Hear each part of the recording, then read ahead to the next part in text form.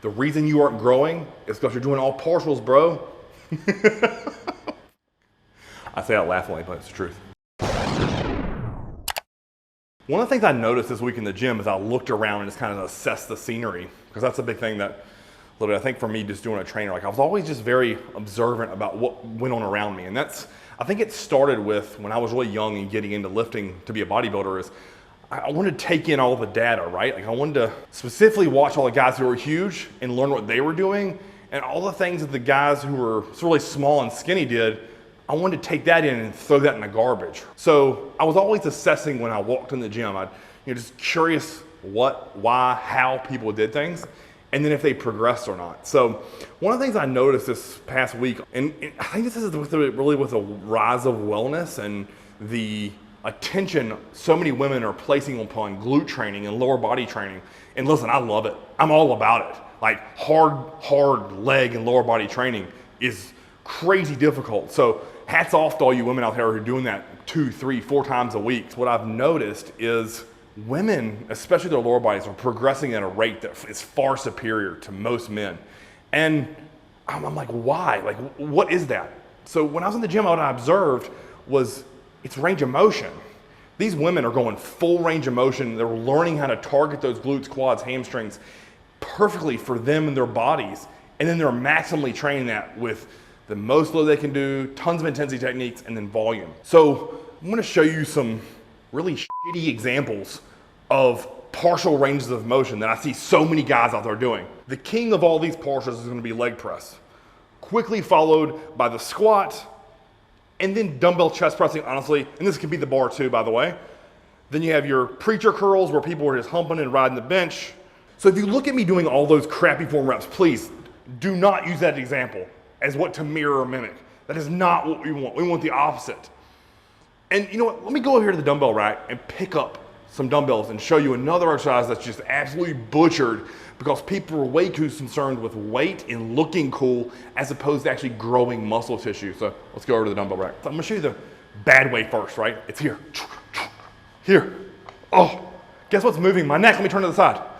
And then, oh, guess what? We're gonna add a calf raise to that. It might as well get some hip in it, right? Let me show you some good forms of shrugs, right? All the way down, stretch, all the way up, 1, 2, all the way down, 1, 2. Now, honestly, look how short that range of motion is, even at full. That's as much as I can get up. This is as much as I can get down. But if I'm just jerking it like this, I'm losing 2 to 3 inches both ways in each part of the rep. I would really challenge you all right there to watch if you're guilty of any of that. So if you're shortchanging the leg press, take some plates off and go down to where your knees are by your rib cage. With the squat, take a plate or 2 off, go down to where your hamstrings are sitting on your calves. On the chest press, watch this, here, all the way down, almost all the way up, all the way down, almost all the way up. That's how you're gonna get better, get progress. We have to work the muscle through the most range of motion as possible. But Chris, I've seen you do partials on lying leg curls, seated leg curls, or incline barbell press isn't a full range of motion, or dumbbell side laterals like the hanging swings I see you do, or the overhead tricep extensions where you're just literally working the stretch. Yes, I definitely do partials on all of those, but only after I've exhausted the full range of motion. Or on the flip side of that, the exercise before and the exercise after, I do full range of motion, and I'm just using those partials to milk a very specific portion of the muscle or range, okay?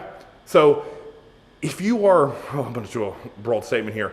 If you're under 200 pounds for the most part, stick with full range of motion until you get brutally strong on everything. And I know that's confusing, right? Because you see me probably do those partials, and yes, they are absolutely incredible. But if you're on leg curls, for example, and use only 50 pounds on lying leg curls as a dude who's in a year or 2 of lifting, you have to get to the bottom of that stack with good full range of motion reps before you ever dream about doing partials, in my opinion, because you don't have enough strength and base of muscle to be worried about those very minute details that me at 38 and almost 20 years into bodybuilding need.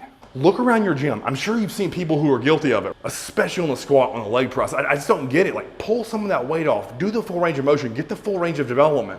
And, it's one of those things that, I think Chaz and I talked about a couple weeks ago when he filmed a leg workout of mine. He's like, man, like, you're only putting 5 or 6 plates on that leg press, but your legs are bigger than anybody that comes to these gyms. And it's because I know how to use full range of motion. I'm getting that full length and stretch and then the almost full contraction on every rep, and it burns and it's horrible, and I use high rep ranges. So that muscle's getting a ton of work.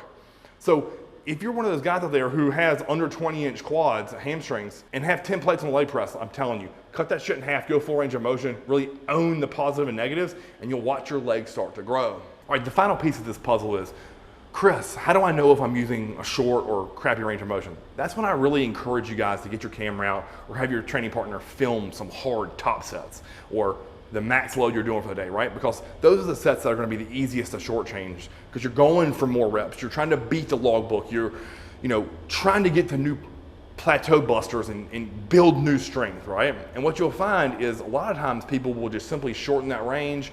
They'll speed the negatives up and they'll cheat the form to get more weight. Well, what I want you to do is I really encourage you to film these sets, own every inch, and really work hard at it, right?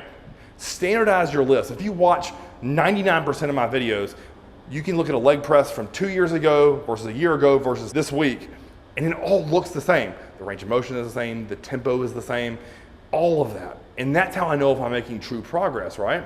Will I mix in some altering rep tempos? Of course.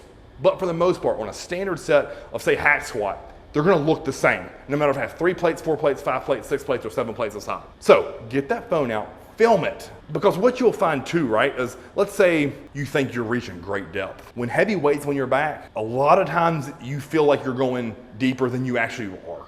So get the camera out, check your form, watch it back. Like after you rack the bar, watch that set back. What did it feel like? Okay, that's shallow. Pull some weight off, film it again, and see if you're getting to depth. And then if that is the right weight, that's how much weight you stay with the following week, and you match those reps or get more. That's how we're gonna standardize your lifts, create progress, and create growth, not by shortening your rep range. And there you have it, guys. I'm telling you, hats off to all the women out there who are growing crazy impressive glutes and lower bodies. Keep it up. Guys, take notes, watch them train.